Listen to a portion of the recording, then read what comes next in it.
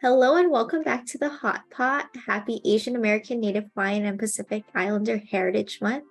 As mentioned, we are highlighting activists and leaders in the AA and NHPI communities, and I'm so excited to have Nancy here on the show. Nancy, thank you so much for joining me. Yeah, thank you for having me. It's an honor to be able to be featured for such an important month. Yeah, thank you. Could you share a little bit more about yourself? Sure. My name is Nancy Tiên. My pronouns are she, her, and I am a child of immigrants from Vietnam, first generation college grad, and a born and raised Texan. So I've been in Texas my whole life, and I come to you kind of as an educator and an advocate. So currently, I'm a board member with Act to Change, and that's a lot of where I do my current activism or advocacy work, I would say. In the past, I've worked with other organizations such as APAPA, which is a national organization. I've also started or co-founded a local organizing education coalition as Dallas Core. And I think, I think most important is to highlight that I used to teach. I taught fifth grade for nearly a decade. Well, I taught anywhere from first to seventh grade for like nearly a decade. As a teacher, once they find out that you're willing to be flexible, they put you wherever. I appreciate being able to join today and share more about my work in advocacy and my lens as an educator within API youth issues, especially through Act to Change. Yeah, thank you. Thank you for all the incredible work that you're doing, especially your background in education. I think, especially right now, that's so important and not highlighted as much as it should be because it is incredible work. And I think I kind of resonate a little bit about what you shared with your background, kind of being a child of immigrant parents and being first generation college grad. Could you share a little bit more about that experience and maybe how that has influenced where you are today? Yeah, I think about why I became a teacher often because it was never like my childhood goal. I think when I was little or younger, I was like, I'm gonna become a dentist because it's like low level, like emergency wise, but like there was a potential high payout. So I was like, this is the right answer to make my parents proud. Turns out I don't like teeth. And so I think somewhere along the way, especially in college, I took a course about democracy and education.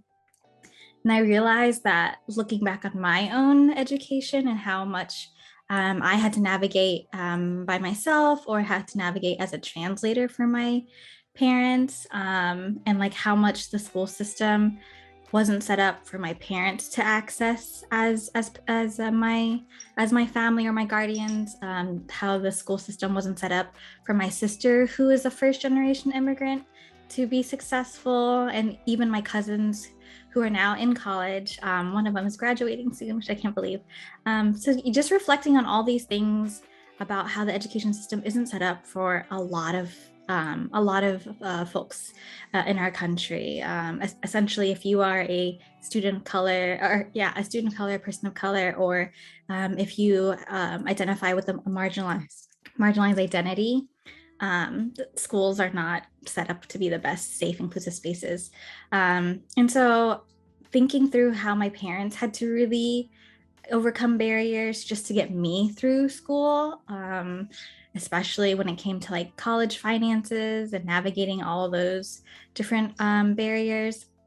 And even just little things when I was younger, like being able to attend parent teacher conferences when they worked two jobs, things like that. I realized that their experience going through and being able to survive in our country really influenced the decision for me to become a teacher, to be able to like better facilitate the ways in which our students and families navigate schools.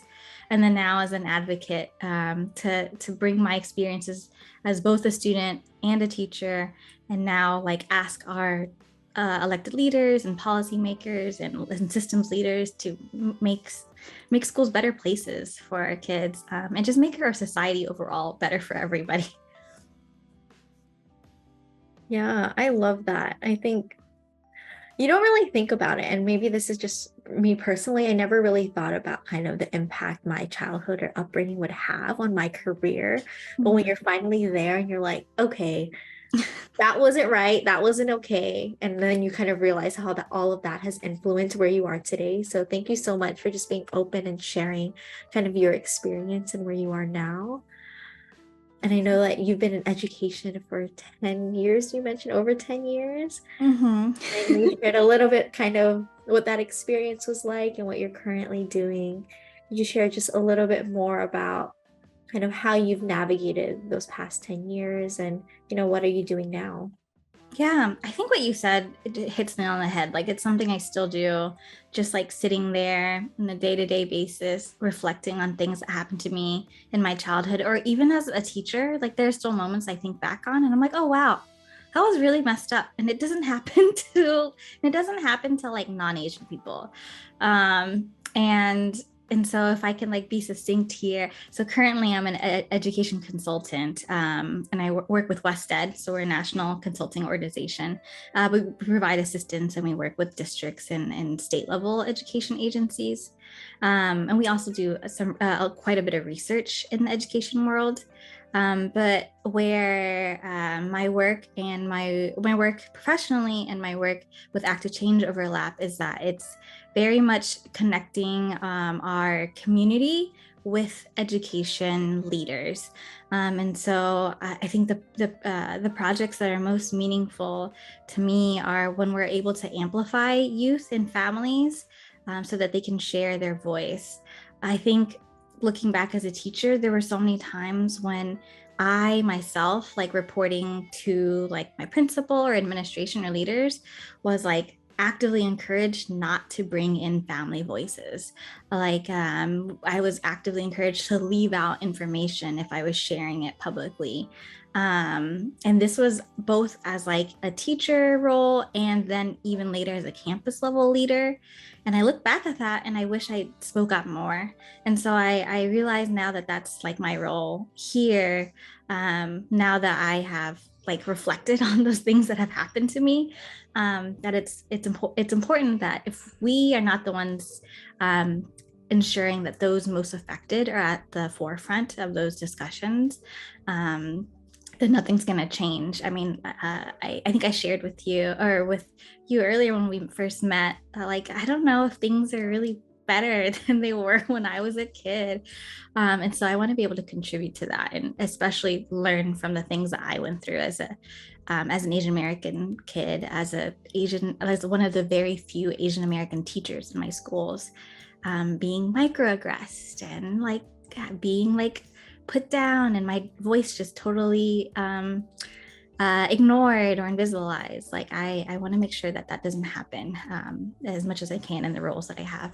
Oh, that's amazing. And that's a lot of to unpack too, I So think. much. Yes. But I think what you said in the last bit was just how to use your voice and what that means to use your voice. And I think that's just so important, especially as Asian American women too. Like, I think just historically and just how we were brought up, like, what does it actually mean to use our voice? And that's something I've been reflecting on a lot. And so Mm, I really commend you for kind of reflecting on that and sharing how important your voice is. Because again, if no one hears what you have to say, at least you know you tried. And mhm. at someone who's listening is out there, it's like, okay, yes, this is important. And there's someone out there that will think it's important because it'll impact them in some capacity or shape or form. So thank you for sharing that. Yeah, that's important. Yeah, and I mean, you're using your voice in everything you do as an advocate, as a consultant. And I guess what are some things that inspire and motivate you to use your voice? Yeah, you think you mentioned like growing up or being Asian American women, and like for me, as a child, that meant a lot of moments of being silenced or like having my emotions pushed aside, in lieu of someone else's comfort, right? And what I think really inspired me is my mom is kind of our like a matriarch of our family, which is very unusual, I think, for our Vietnamese community. And it kind of naturally came that way through like just hardships she's endured. Like my parents divorced quite early in my life, and that meant my mom became a sole provider. But that like kept her going, and she ended up being like the main sponsor for her entire family. And so seeing my mom, I think like persevere through like being a mother, being a business owner, being a like a contributing citizen to our country, just and navigating all of that just by herself, like made me realize or helped me realize that I didn't need to like shed who I was to make others feel like they like were fit or were comfortable. And you mentioned like using your voice. Like I get so mad when I know that somebody else sees me trying to use my voice and I don't, and they don't amplify me. And I know what that feeling is like, and I try and I try my best to notice that for others. I hate the feeling of regret, and if we all as individuals have like a tiny bit of power that we can share with others, such as like, hey, amplifying someone that mentioned something, like what a big difference that makes in their experience.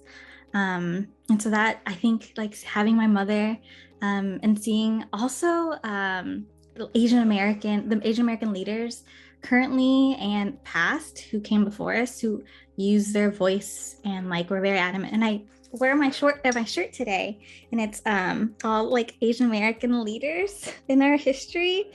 I don't get to wear this often because it kind of looks like a cartoon sometimes when I wear it. But I remember the first time as an adult learning about Yuri Kochiyama, learning about Grace Lee Boggs, Larry Itliong, and all their work, not only to be leaders within the Asian American community, but across racial groups and across like lines of difference. I just see that when people work together, when our voices are shared, when we identify with each other, like true work and true change can be achieved, and we're building that community, right? Like what is life about if it's not like building community and like making spaces where we each all feel safe and included. No, I love that. Strong women make strong women. So props to your mom. And I hope that she knows that, that she's influenced you to be who you are today. And yeah, so many great leaders in the Asian American community that we can really look at and kind of see like, okay, we can do it too. And it's so nice, especially nowadays where they're amplifying some of those leaders and sharing with the community that these leaders exist and they are making moves and they've created change that we don't necessarily always recognize. So thank you for kind of sharing that as well. Everything you're saying is very inspirational and like making me reflect a little bit on my own kind of upbringing and my own voice. And something that really resonated with me was what you mentioned when you said amplifying other people's voices. And, it's the same thing, like who doesn't have a seat at the table? Who can we bring to the table? And as a community, it's not always looking at, okay, how can I thrive? But how can I make sure all of the communities I'm part of are thriving? And I see that through what you've mentioned and the work that you're doing, that's something that is very important to you. And I can tell that you're very passionate about ensuring our communities are doing well in all aspects of life. So thank you for all that you do. I think I'd love to also just hear a little bit more specifically the work that you're doing. I know you're a board member for Act to Change, and there's some work that you're doing there. So I'd love to hear more about that as well. There is a like popular thought in building equitable and inclusive spaces and systems that if we address the needs of the group most marginalized, then everybody else's needs are met, right? And so that kind of hits on what you were just sharing. Like the reason why I continue to push myself to think beyond my voice is because I know that my experiences of like marginalization and oppression are not the singular ones, and that there's so many different spaces and environments where students continue to feel like just unseen, right? Or their needs unmet. And And so I can segue that now into what I do with Act to Change. So at Act to Change, we as board members, we bring our like diverse experiences and identities in order to best think about the ways we can amplify the multiple or intersectionalities of our youth, especially within the Asian American community. And forgive me, let me correct myself, especially within the Asian American, Native Hawaiian, Pacific Islander community, and like what issues are facing them, right? Because generationally, our struggles are different between every generation. And so one of the major things that we're doing is ensuring that youth are at the forefront of our programming and at our events. One of our major events every year is on May 18th. It's our National Asian American Pacific Islander Day Against Bullying and Hate. And that's when we really take the opportunity to build awareness across the country. We uplift and amplify the voices of our API youth leaders. So these leaders have participated through our Act to Change Youth Ambassador program, or have come recommended to us and participated in panels with current Asian American leaders who are recognized in their field. And essentially, we want to bring attention to the continued, I guess, like anti-Asian sentiment that faces youth today and across our community, but also the importance of like mental wellness and how that is disparately impacting our community when compared to other groups. Other things that we think about are the fact that our LGBTQ community is constantly under attack by politics, right? Like folks should feel safe to just live their lives.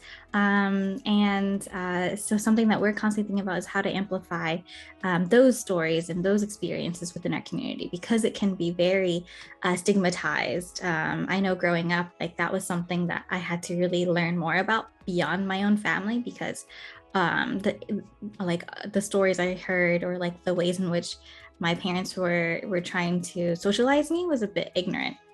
And so Pride Month is very important to us to recognize, and we have programming then as well. Then in October, we have our like big flagship annual youth summit. It's the Changemaker Summit, and that's when we just try to think through like all the ways in which our youth may want to equip themselves with skills and experiences and opportunities to either meet one another, to learn from existing leading Asian American communities. And we make sure that we are representative across across the Asian American diaspora, right? Or the NHPI diaspora, like ensuring that that Native Hawaiian Pacific Islander voices are included, because that tends to be left out of the narrative. There's just so many ways in which like our racial group is already experiencing oppression, and then how that's further can be like perpetuated in the ways in which we operate ourselves. And so that level of like constant like thinking through, ensuring that we have we're inclusive of the voices that are in the decision making. It's like constant work that we try and do, and we don't have it down, and we own that, but we're constantly pushing ourselves and making sure that our board is representative of the voices, and now all that we do brings in all the unique identities in our community. Yeah, lots of great work. And obviously, once those graphics are out or anything like that, I'm happy to share them with our partners here at the Health Forum, making sure those events are really amplified throughout the nation, because we're all doing, as much as we can, and really responding to what we can and doing as much work as we have the capacity to do. So I really love that Act to Change is doing so much already. And I know they're not experts, as you mentioned, in everything, but it's the kind of the thought that counts, and kind of the effort being put into making sure that all communities are included and all, the diversity of our population is addressed. And I think we're the only Asian American, Native Hawaiian, Pacific Islander youth like focused organization in the country. There are youth organizations that we're trying to amplify. So API Youth Rising just expanded to like 80 chapters, and their founder Mina Fedora actually came through like the Act to Change youth ambassadors program. And so just making sure that we amplify those who are most impacted by issues. Yeah, amazing. Thank you. And kind of pivoting a little bit, because it is an HPI Heritage Month, I think something that I've spoke with a handful of different people and just kind of reflecting too on my own is legacy, and kind of, our parents have influenced us, our experiences, our general background, our education have really influenced who we are today and what the work that you're doing, the work that I'm doing. I'm curious, what do you hope to leave behind, or what type of legacy do you hope to leave behind for generations after you? Oh gosh, that's a big question. I would just like to leave the world better than how I found it, which is simple, but at the same time, very difficult, like proving to be very difficult in terms of like the overall systems, right? Like I am one person. And so I try to put myself in like roles where I can influence and in organizations that I see doing positive change. So I think something else that makes me think of legacy is that I am expecting in this summer. And so I would love to be able to feel safe and secure, knowing that my future children like will have a world in which they feel accepted, which they feel safe. They don't have to sit on a Zoom call and talk about how they got microaggressed when they were like a kid, when they were adult, or like when they like didn't have the right knowledge to get into like or like the major that they wanted to, which happened to me. Like I had to change major because I didn't think I was prepared for the major that I wanted to be in. So just things like that. Yeah, hoping to leave the world better than it is, a world that I like can feel safe knowing that my child or my children are growing up in. Yeah. Thank you for sharing. Thanks for asking. This is great. Is there anything else that you want to share? I don't have any additional questions, but really want to give you space to share. Maybe something I haven't asked already. Yeah, if I could take some time to also include the other things that Act to Change do, also try and run the gambit of like programming and curriculum and policy. So for those who are watching or are curious, I invite them to log on to our Act to Change website. If there's youth watching, like apply for our Youth Ambassadors program. We have a new cohort every year. For any like organizations or advocates who are interested in partnering with us, we're hoping to launch a new iteration of our bullying survey focused on Asian American, Native Hawaiian, and Pacific Islander youth. We are an all volunteer board currently, and so we love and we jump at the opportunities to partner. So there's probably even ways in which we can partner with you all at APIAHF to do some of the mental wellness or anything that overlaps. But yeah, I would love to put that out there for our org, that plug. And thank you, Princess, for having me. This is awesome. And I'm hoping everybody has a great Asian American, Pacific Islander, Native Hawaiian Heritage Month. Yeah, thank you, Nancy, for joining me on the show. And really looking forward to all that you'll accomplish in the future. I think as a collective, our communities will accomplish so much. And hopefully we're able to leave the world better than we found it. So thank you so much. Yeah, that's the goal. Let's manifest it, Princess. We're manifesting it. Yes. We'll work together. Yes. Have a good one. Thank you.